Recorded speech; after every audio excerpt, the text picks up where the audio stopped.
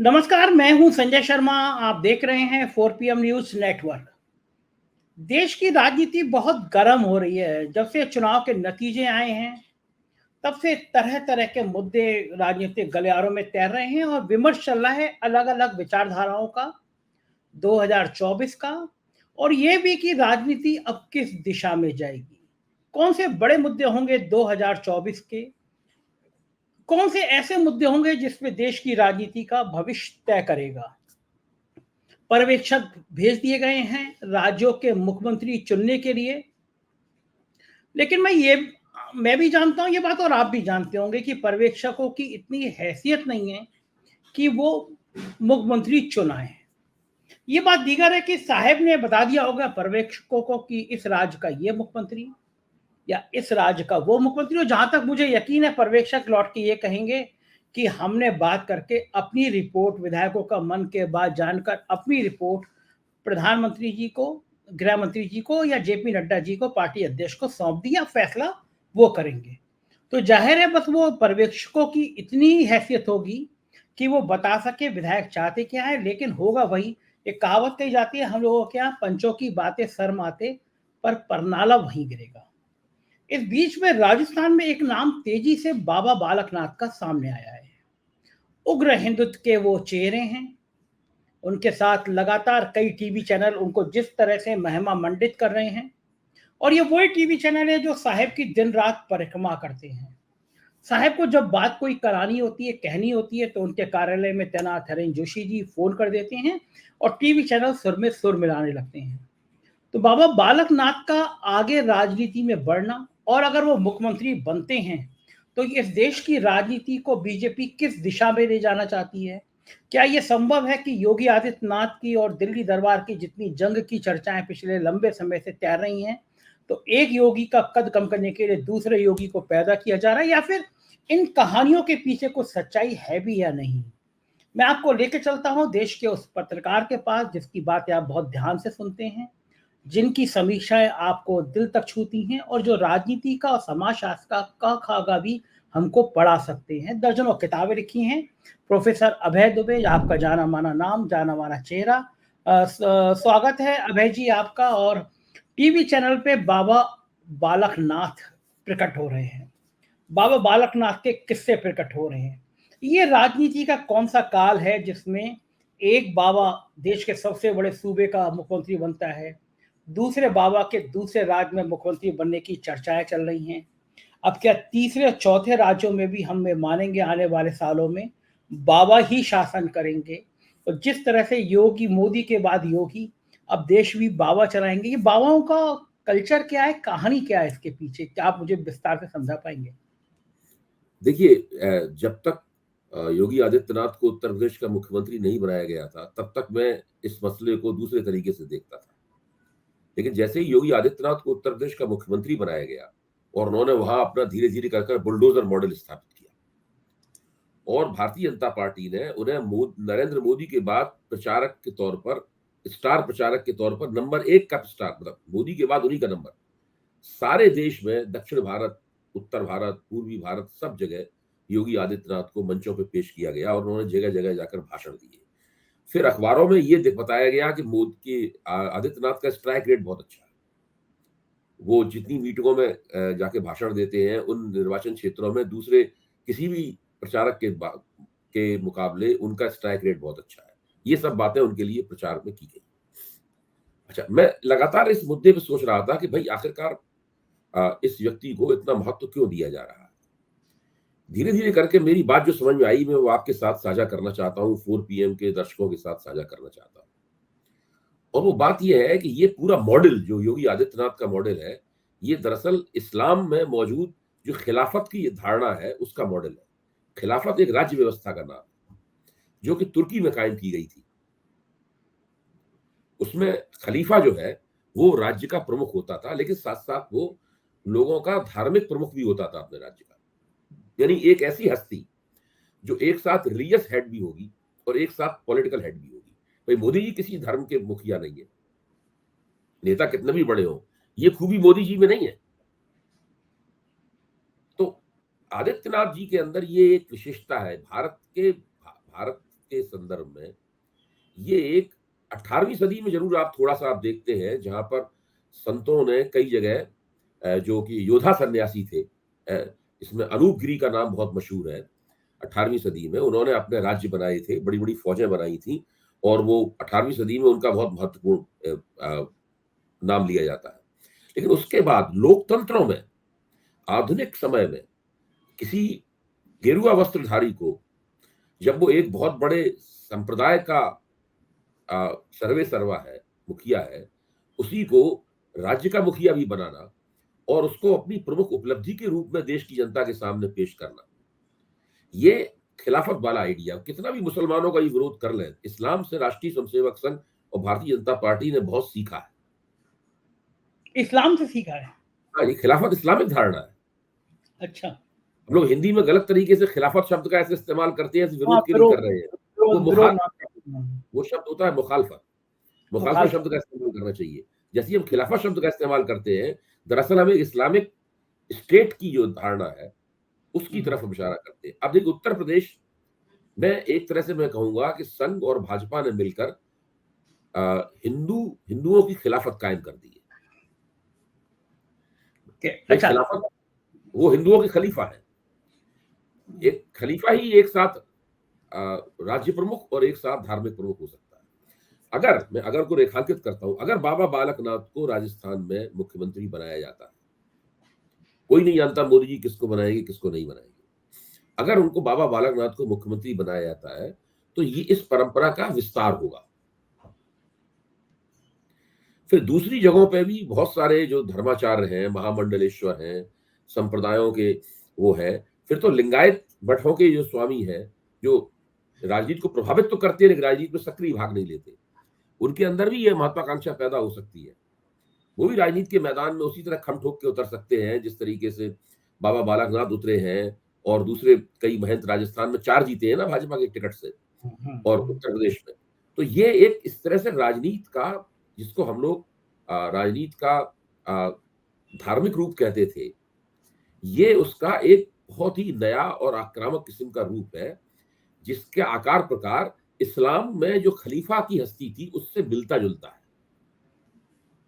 ये आपने आज बहुत जबरदस्त व्याख्या कर दी कि संघ और बीजेपी ने इस्लाम के कल्चर को अपनाते हुए संघ के ऊपर ये पुराना आरोप है, संघ के ऊपर ये पुराना आरोप है, उसकी आलोचना है कि ये सेमेटिक रिलीजन, यानी जो इस्लाम, ईसाई, अब्राहमी धर्म होते हैं और यहूदी धर्म, जिनको सेमेटिक रिलीजन कहते हैं, ये हिंदू धर्म का श्यामीकरण करना चाहता है। बहुत सारे इसके काम जो है वो हिंदू धर्म, जैसे ये कहना कि अयोध्या जो है वो भारत का वेटिकन है, इसका मतलब है कि आप रोम में जो वेटिकन बना हुआ है, मतलब जो है, देखिए ईसाइयत, इस्लाम और यहूदी धर्म, ये तीनों ही अब्राहमी परंपरा के धर्म है, यानी श्यामी धर्म है, सेमेटिक रिलीजन है। अगर आप इनके तर्ज पे, इनका सबसे बड़ा तीर्थ स्थल क्या है? वेटिकन, कैथोलिकों का। अयोध्या में हिंदुओं का सबसे बड़ा तीर्थ स्थल क्या है? भारत का वेटिकन, अयोध्या। तो ये बहुत आरएसएस वाले अक्सर इस बात को कहते हैं। तो ये एक इनके ऊपर जो आलोचना तमाम की गई है, लंबे अरसे से की गई है, ये धीरे धीरे करके व्यवहार में सामने आने लगी है। अच्छा, अब इन सबके पीछे मैं केवल ये कहता हूं, केवल यही बात नहीं है, इसके पीछे काफी राजनीतिक जोड़ बाकी भी होता है। जब राजनीतिक जोड़ बाकी इस प्रकार के विचारधारात्मक आग्रहों से मिल जाता है, तब फिर एक नई तरह की तस्वीर प्रकट होती है, जो उत्तर प्रदेश में प्रकट हो चुकी है। अब तो उत्तर प्रदेश में जब उत्तर प्रदेश का चुनाव होगा तो 10 साल हो जाएंगे उसको प्रकट हुए, उस प्रयोग को चलते हुए। अब योगी आदित्यनाथ अपने बुलडोजर वाले मॉडल के कारण देश में बहुत सारे मुख्यमंत्रियों के आदर्श हैं। बहुत जगह टीवी कैमरा लोगों के पास जाते हैं और लोग कहते हैं हमको तो योगी जैसा जो है वो मुख्यमंत्री चाहिए, जो सख्ती से पेश आए, जो लोगों के ऊपर बुलडोजर चढ़ा दे। जो योगी जी अपने विधानसभा के भाषणों में कहते हैं ना, मैं मिट्टी में मिला दूंगा, इस प्रकार के तमाम सारे डायलॉग बोले जाते हैं। तो मैं कहना ये चाहता हूं, बाबा योगी जी को बनाने के पीछे केवल यही बात नहीं थी कि वो खिलाफत से सीखा था उन्होंने, लेकिन उसके साथ बहुत सारा राजनीतिक गुणाभाग भी रहा होगा, जिसके ऊपर हम लोग पहले भी चर्चा कर चुके हैं, आगे भी करते रहेंगे। अगर राजस्थान में बाबा बालकनाथ को मुख्यमंत्री बनाया जाता है, देखिए वो योगी जी राजपूत जाति के हैं, बाबा बालकनाथ यादव जाति के, तिजारा से जहां से वो लड़ते हैं वहां पर यादवों और मुसलमानों का बाहुल्य है। वहां पर यादव मुसलमान एक दूसरे के खिलाफ खड़े हुए, जबकि उत्तर प्रदेश में यादव और मुसलमान मिलकर वोट देते हैं। तो बाबा बालकनाथ को मुख्यमंत्री, राजस्थान का मुख्यमंत्री बनाने से होगा ये कि भारतीय जनता पार्टी के पास एक ऐसी हस्ती होगी, एक ऐसी शख्सियत होगी जो यादव बहुल इलाकों में जाकर भाजपा का प्रचार करेगी, जम के भाजपा की झंडा बरदारी करेगी, और उसमें यादव समाज में उसके प्रति एक विशेष आकर्षण होगा। ये चीज अखिलेश यादव के लिए बहुत बड़ी चुनौती बनेगी, ये चीज तेजस्वी यादव के लिए बहुत बड़ी चुनौती बनेगी अगर उनको बनाया जाता है। कोई नहीं जानता किसे बनाया जाएगा। और जो आप अभी कह रहे थे ना कि प्रधानमंत्री ने बता दिए होंगे, साहब ने बता दिए होंगे नाम कि किसको मुख्यमंत्री बनाया जाएगा, इतना आप अगर इतना आप पर्यवेक्षकों की औकात मत मानिए। किसी को कोई नाम नहीं बताया गया होगा। पर्यवेक्षक वहां जाएंगे, लोगों से, विधायकों से बातचीत करेंगे, विधायकों की प्राथमिकताओं का पता लगाएंगे और वो रिपोर्ट दे देंगे।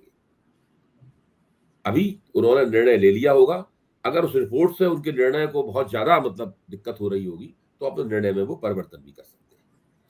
उसके बाद में आपका कहने का मतलब ये है कि पर्यवेक्षकों को कुछ अभी अंदाजा नहीं होगा कि कौन मुख्यमंत्री बनना, यानी अच्छा, अगर पर्यवेक्षकों को अंदाजा हो गया कि मुख्यमंत्री कौन बनने वाला है, तो वहां पे जो गतिविधियां और जो जवाब सवाल करेंगे पर्यवेक्षक विधायकों से, उसमें वो बात निकल आएगी किसी न किसी इशारे के तौर पे। फिर तो मामला खुल जाएगा। पर्यवेक्षक भी उसी तरीके से अंधकार में होंगे जिस तरह हम और आप अंधकार में। यानी केवल मोदी जी या काम सर्वे करने वाले कर्मचारियों से ज्यादा नहीं है। ये सही, आपकी ये लाइन सही है। पर्यवेक्षक का काम केवल सर्वे करने वाले कर्मचारियों जैसा है। ये मुझे बता दीजिए कि क्या मोदी जी के अलावा अमित शाह जी को भी पता होगा कौन मुख्यमंत्री बनेगा, या सिर्फ मोदी को ही पता होगा? नहीं, अमित शाह जी को पता होगा। मैं ये मानता हूं कि वो दोनों मिलकर काम करते हैं। केवल शायद अमित शाह ही है जो कि मोदी के सर्वाधिक विश्वसनीय है, ऐसा मुझे लगता है। मुझे कोई अंदरूनी रिपोर्ट नहीं है, ऐसा मुझे लगता है। वो सबसे ज्यादा विश्वसनीय व्यक्ति है। मोदी जी ने अपने शासनकाल के सबसे ज्यादा सारे महत्वपूर्ण काम उन्हीं के जरिए करवाए हैं। वो गुजरात से ही उनके साथ जुड़े हुए हैं, और जिस तरह से मोदी के प्रति वो श्रद्धा व्यक्त करते हैं, वो मोदी का हाथ उठाकर यूं अपने माथे पर लगाते हैं, और उसकी तस्वीरें हैं झुक के, जैसे पुराने जमाने में राजा का हाथ जो है मंत्री उठा के माथे पर लगाता था, है बिल्कुल उस तरह की तस्वीरें हैं। तो वो जो संबंध है वो एक अभूतपूर्व किस्म का संबंध है। आप मोदी जी के तमाम जो भक्त हैं, वो उनको मोदी इजाजत नहीं देते कि उनका हाथ उठा के वो माथे पर लगाए, या कोई ऐसा करेगा तो मोदी जी अपना हाथ खींच लेंगे। ये अधिकार भी केवल अमित शाह को है। मैं तो एक बार व्यंग से अभी कह रहा था, 2-3 दिन पहले व्यंग से कह रहा था, जब मोदी जी ने 3 राज्यों के चुनाव जीत लिए होंगे तो सोचा होगा कि मैं, भाई मेरी पीठ अब कौन ठोकेगा। उनकी माँ तो स्वर्गवासी है, गोलोकवासी हो गई है उनकी माँ। तो मोदी ने सोचा होगा किससे हम अपनी पीठ ठुकवाएं। तो उन्होंने निश्चित रूप से, मतलब मैं मजाक के तौर पर कह रहा हूँ, अमित शाह जी को निमंत्रित किया होगा कि भाई आके मेरी पीठ ठोको, अपने जोरदार काम। अमित शाह जी आए होंगे और उन्होंने उनकी पीठ ठोकी होगी, क्योंकि और कोई है ही नहीं। कोई है ही नहीं, कोई नहीं है। आपका इशारा है कि अगर मैंने किसी को ठेस इसमें पहुंचाई हो। नहीं, तो बिल्कुल आपने पहले कह दिया, आपने व्यंग्य की बात है और उसकी बात है, तो कोई बुरा मानने वाली बात भी नहीं है।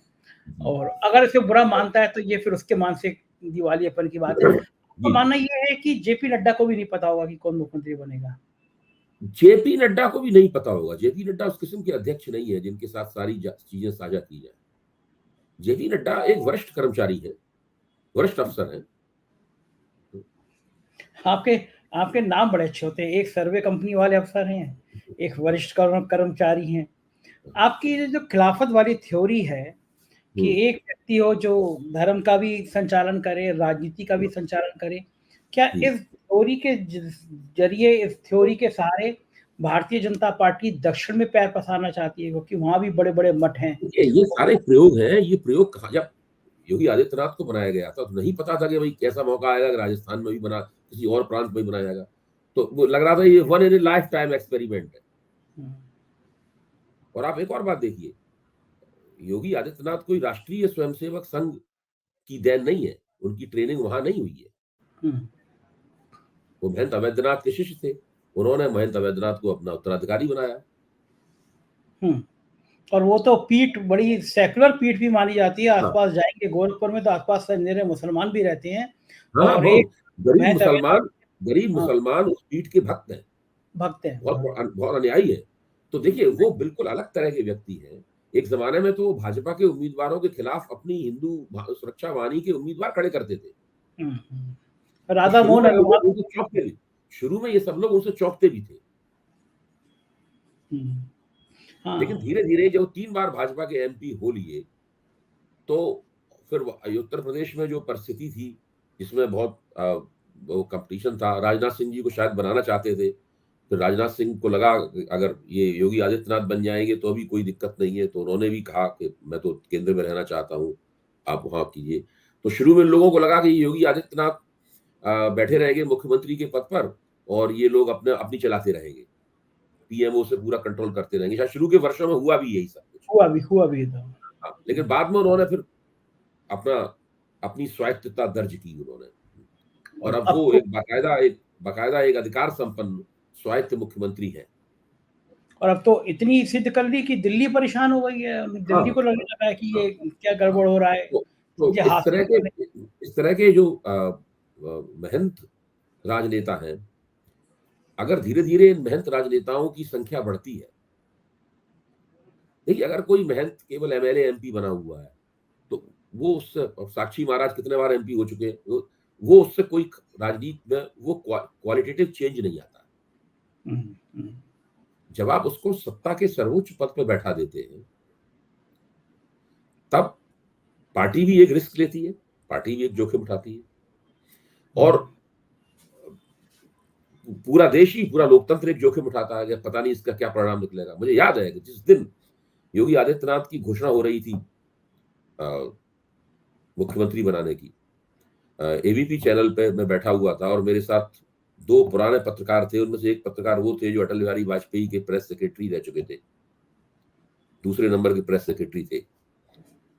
तो वो तो बिफर गए गुस्से में, ये क्या बात है, इन लोगों को मुख्यमंत्री बना दिया, जबकि वो भाजपा के पूरी तरह समर्थक थे। तो भाजपा के भी समर्थकों को ये कोई बात पसंद नहीं आई थी। आज वो बात पुरानी पड़ चुकी है, किसी को याद नहीं है। आज तो योगी आदित्यनाथ एक यथार्थ है, हिंदुत्व का एक ऐसा चेहरा है जो कि अपने आप में अनूठा है, और भाजपा के पास भी वैसा दूसरा चेहरा नहीं है। अगर बाबा बालकनाथ को बनाया जाएगा, अगर, मैं नहीं कह रहा हूं उन्हें बनाया जाएगा, अगर बाबा बालकनाथ को बनाया जाएगा तो फिर एक और नए चेहरे का उभार होगा। फिर उसके जरिए देखिए वो उस ओबीसी जाति की नुमाइंदगी करते हैं बाबा बालकनाथ, जो कि पूरे उत्तर भारत में बहुत ज्यादा प्रभावी है, बहुत ही राजनीतिकृत है, और सत्ता का स्वाद लगातार लेती रही है। अगर उसके जरिए यादव समाज के वोट अपनी ओर खींचे जा सकते हैं। देखिए भाजपा, मैं आपसे एक बात कह रहा हूं, आप ध्यान रखिए, आगे भी याद रखेंगे आप इस बात को। भाजपा यादवों के वोट चाहती है, लेकिन यादवों के नेता नहीं चाहती। अच्छा, ये कैसे होगा? ये बाबा बालकनाथ के जरिए हो सकता है।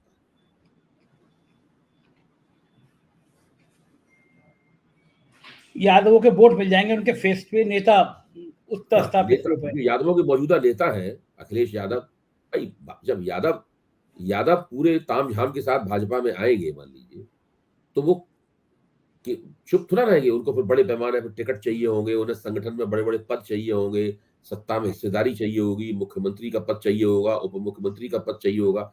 उससे क्या है कि भाजपा का पूरा समीकरण बिगड़ जाता है।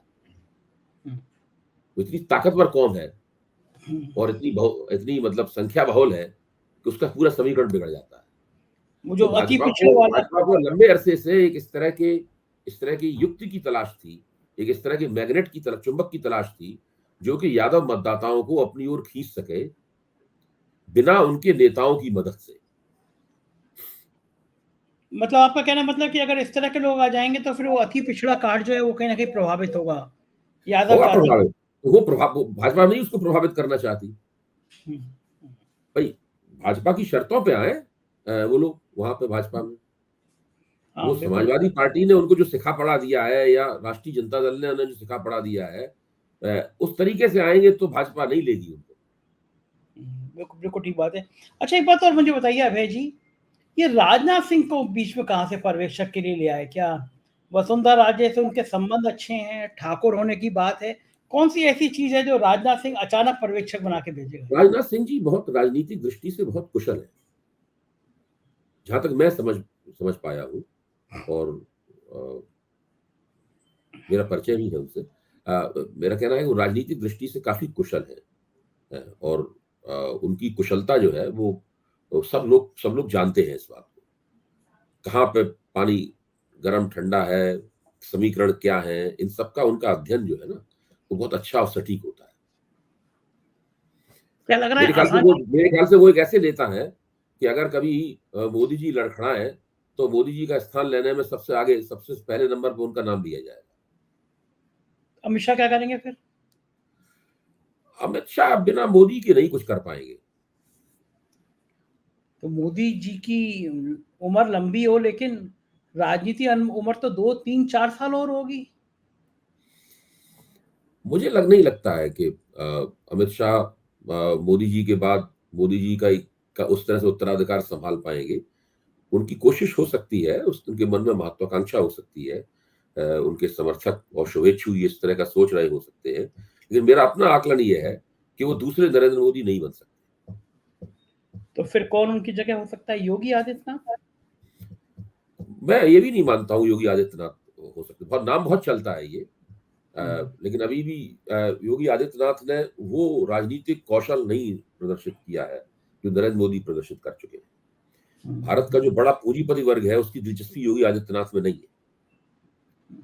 मैं हमेशा ये मानता हूं कि भारत का बड़ा पूंजीपति वर्ग, बिग कारपोरेट पूंजी, जिस व्यक्ति में दिलचस्पी रखती है उसका नाम नेतृत्व की लिस्ट सूची में, संभावित नेतृत्व की सूची में शीर्ष पर पहुंचता है, जैसे नरेंद्र मोदी का 2012-13 के दौरान पहुंचा। फिर देश का जो बड़े प्रशासक हैं उनकी राय भी बहुत महत्वपूर्ण है। तो वो लोग जो है वो बहुत महत्व रखते हैं, वो सोचते हैं कौन बन सकता है। देखिए, बहुत लोग नहीं जानते इसको, बहुजन समाज पार्टी जैसी पार्टी दलित ब्यूरोक्रेसी चला रही है। हाँ। आप सोचिए, इतनी बड़ी पार्टी, इसने अकेले दम पे उत्तर प्रदेश की सत्ता जीती, उस वक्त उसके आधार में दलित ब्यूरोक्रेसी है। तो जो अफसरों की ताकत को हम लोग कम करके आंकते हैं, अफसरों का भी अपना एजेंडा होता है, और वो उस एजेंडे के इर्द गिर्द राजनीति को मजबूर कर देते हैं आने के लिए। आप यही सोचिए कि जब आरएसएस ने विवेकानंद फाउंडेशन बनाया था तो उसके अंदर सारे बड़े बड़े रिटायर्ड अफसर थे, अजीत डोभाल, नृपेंद्र मिश्रा वगैरह वगैरह, यही सब लोग तो थे। जब मोदी जी प्रधानमंत्री बने तो यही लोग तो मोदी जी की सरकार चला रहे थे। हाँ, एक राष्ट्रीय सुरक्षा सलाहकार थे, दूसरे पीएमओ की चीफ थे। आज भी नृपेंद्र मिश्रा राम मंदिर बनवा रहे हैं। हाँ, ठीक बात है। तो जो अफसर है, अफसरशाही है, अफसरशाही कभी रिटायर नहीं होती है। हाँ, वो तो एक्टिव रहते हैं। एक आखिरी सवाल अभय जी, वसुंधरा का क्या हुआ? देखिए, इन तीनों पुराने नेताओं में सबसे ज्यादा संभावना शिवराज सिंह चौहान की वापसी की हो सकती है, क्षीण संभावना मैं कहूंगा, क्योंकि अगर बनना होता तो अभी तक इनको बना दिया जाता।